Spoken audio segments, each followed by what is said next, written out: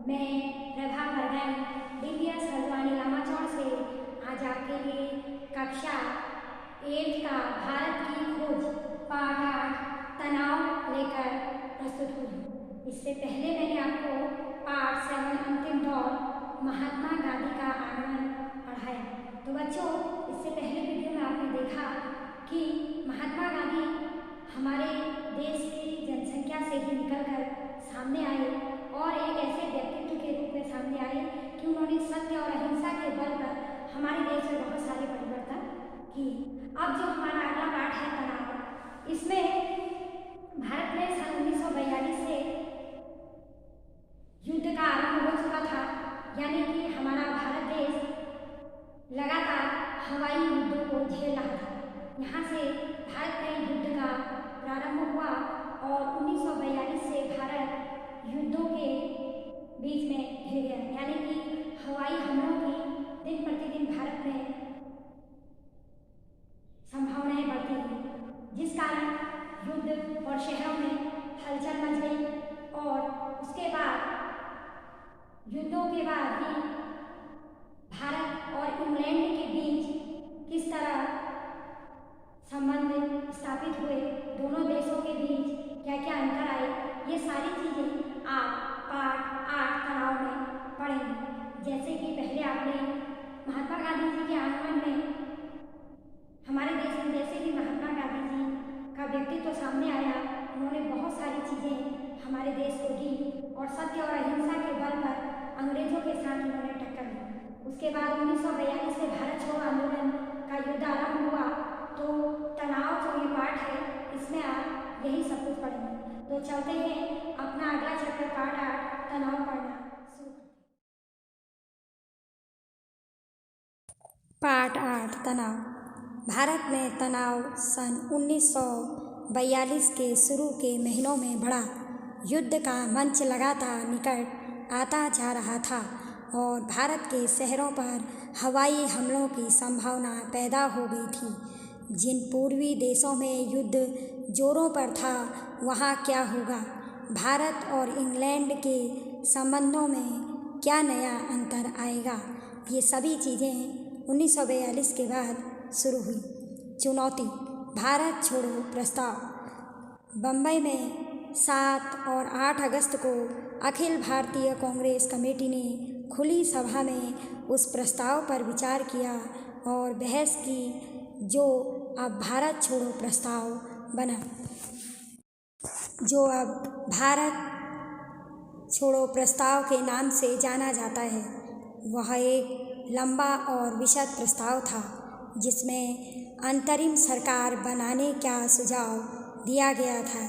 ऐसी सरकार जो मिली जुली हो, जिसमें सभी महत्वपूर्ण वर्गों के लोगों का प्रतिनिधित्व हो और जिसका पहला काम होगा मित्र शक्तियों के सहयोग से भारत की सुरक्षा और अपनी सारी हथियारबंद और अहिंसक शक्तियों के साथ बाहरी हमलों को रोकना।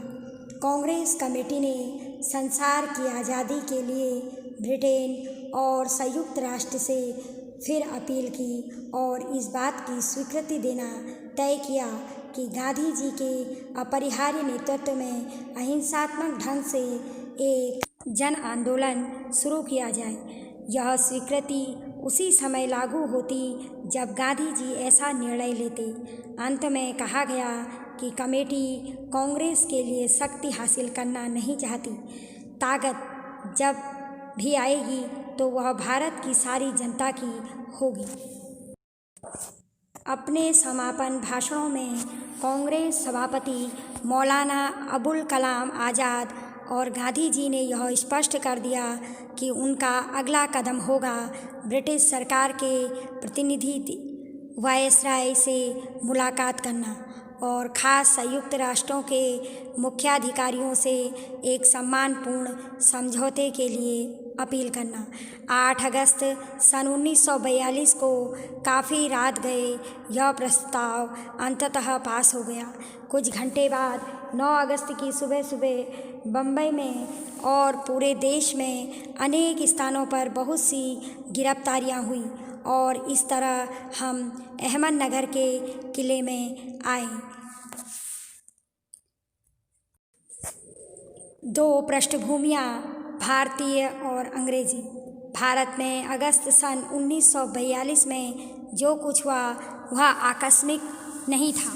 वह पहले से जो बहुत कुछ होता आ रहा था उसकी चरम परिणति थी।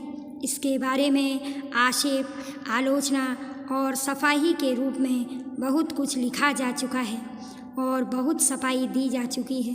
फिर भी इस लेखन में से असली बात गायब है, क्योंकि इनमें एक ऐसी चीज़ को केवल राजनीतिक पहलू से देखा गया है जो राजनीति से कहीं अधिक गहरी थी। इन सब के पीछे वह तीव्र भावना बच रही थी कि चाहे कुछ हो जाए, यह राज्य अब बर्दाश्त नहीं किया जा सकता।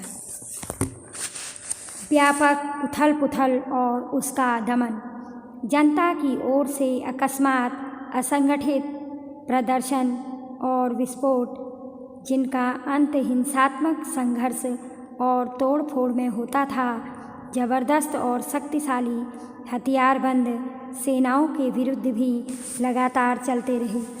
इनसे जनता की भावनाओं की तीव्रता का पता लगता है।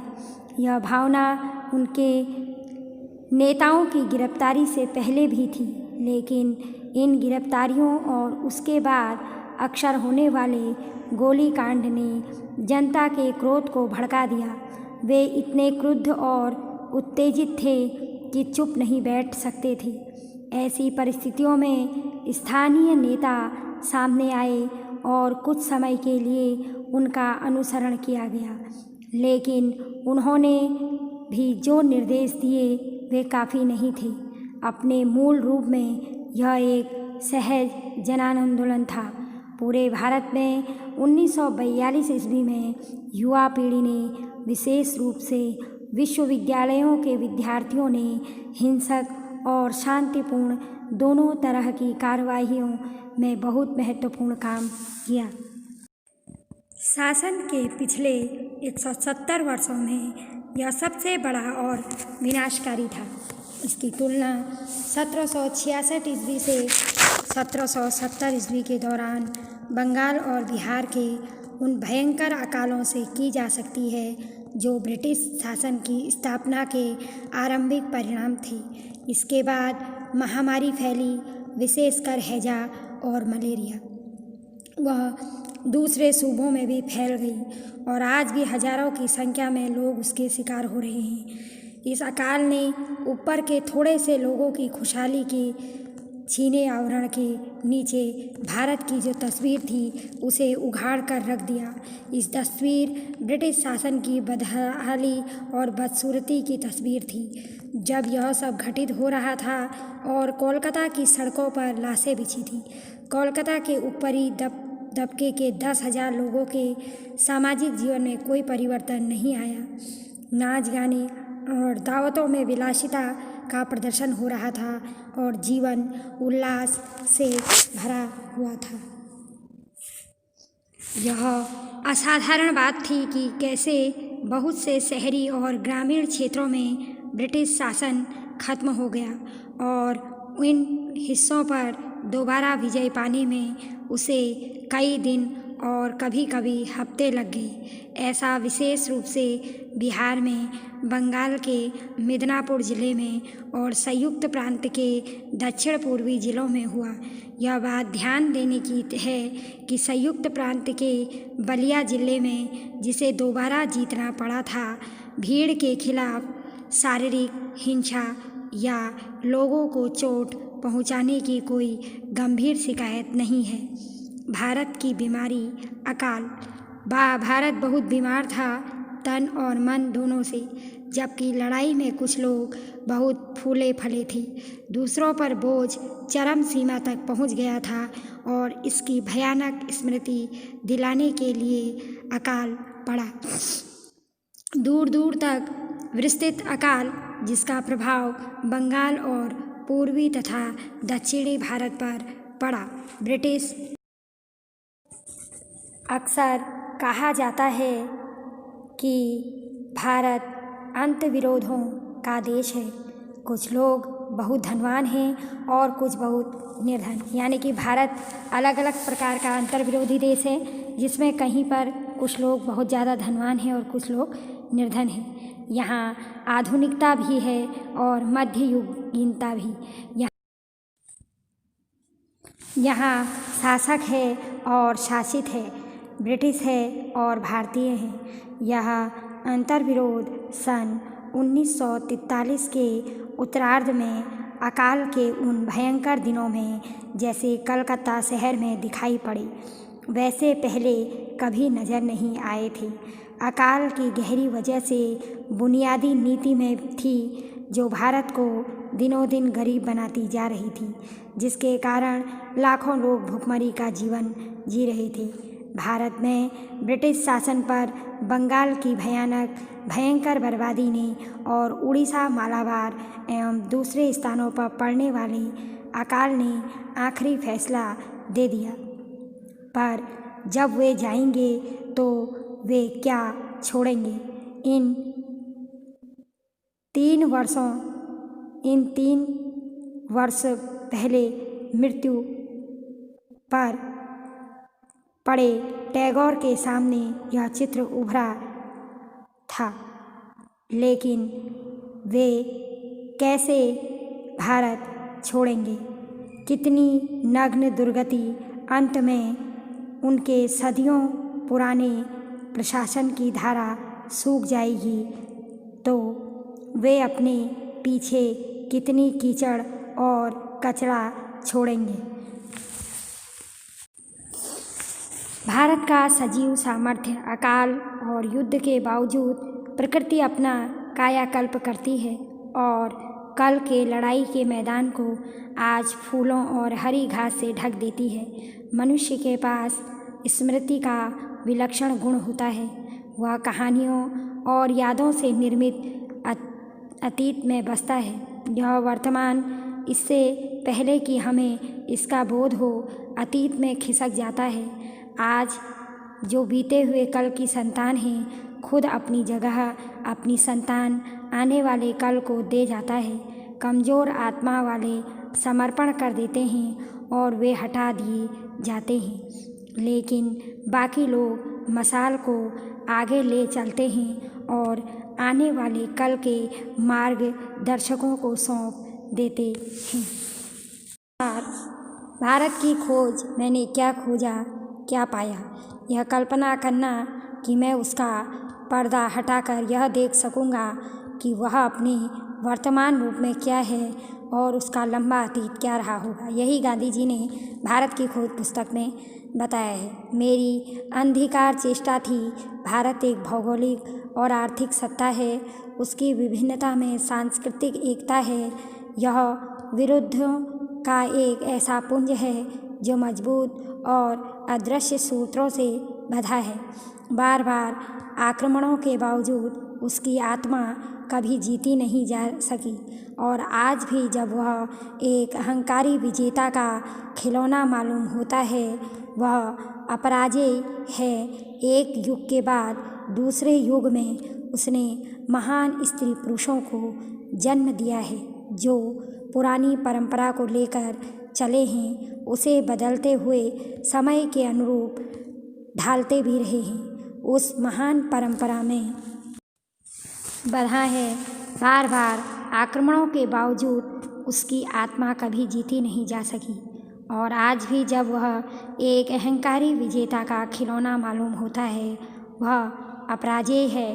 एक युग के बाद दूसरे युग में उसने महान स्त्री पुरुषों को जन्म दिया है, जो पुरानी परंपरा को लेकर चले हैं, उसे बदलते हुए समय के अनुरूप ढालते भी रहे हैं। उस महान परंपरा में रविंद्रनाथ टैगोर हुए, जो आधुनिक युग की प्रकृति और प्रवृत्तियों से सराबोर थे, लेकिन उनकी नींव भारत के अतीत में थी। ऐसा लगता है जैसे पुराना जादू अब टूट रहा है और वह भारत चारों ओर देखता हुआ वर्तमान के प्रति जागरूक हो रहा है। उसमें परिवर्तन होगा और यह परिवर्तन बहुत ज़रूरी है।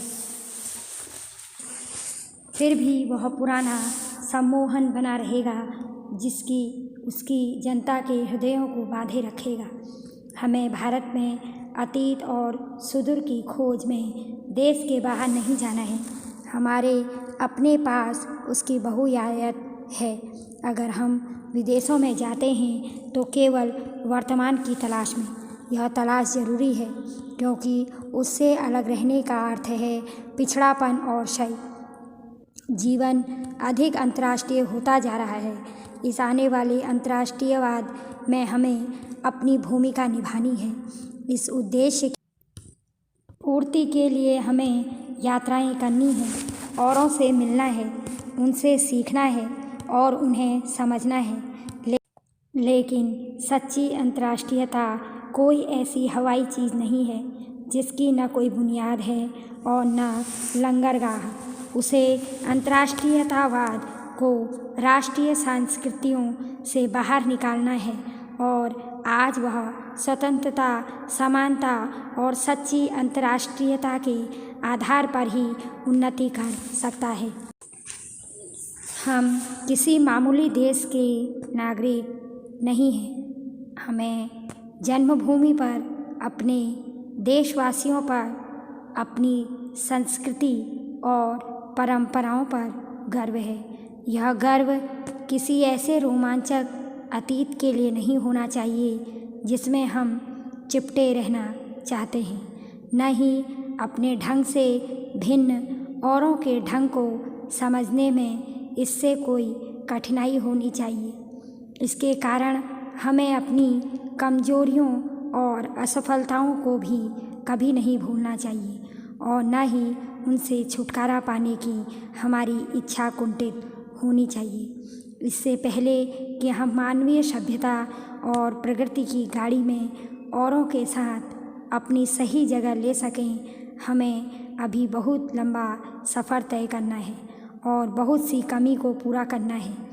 हमें जल्दी करनी है क्योंकि हमारे पास समय सीमित है और दुनिया की रफ्तार लगातार तेज़ी से बढ़ती जा रही है।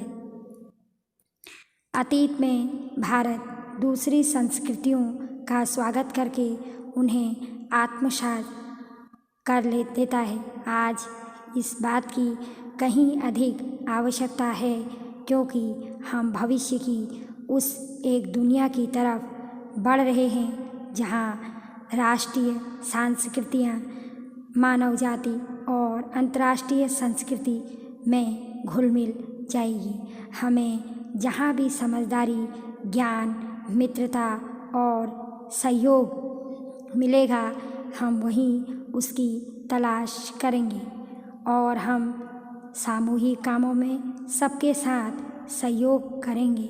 लेकिन हम दूसरों की कृपा और सहारे के प्रार्थी नहीं हैं। इस तरह हम सच्चे भारतीय और एशियाई होंगे और साथ ही अच्छे अंतर्राष्ट्रीयवादी और विश्व नागरिक होंगे। तो बच्चों, इस प्रकार भारत की खोज हमारी ये जो पुस्तक है ये समाप्त होती है, जिसमें महात्मा गांधी जी ने अहमदनगर के किले से अपना सफ़र शुरू किया और वहीं पर रहकर उन्होंने यह पुस्तक लिखी, जिसमें उन्होंने भारत से संबंधित कई घटनाओं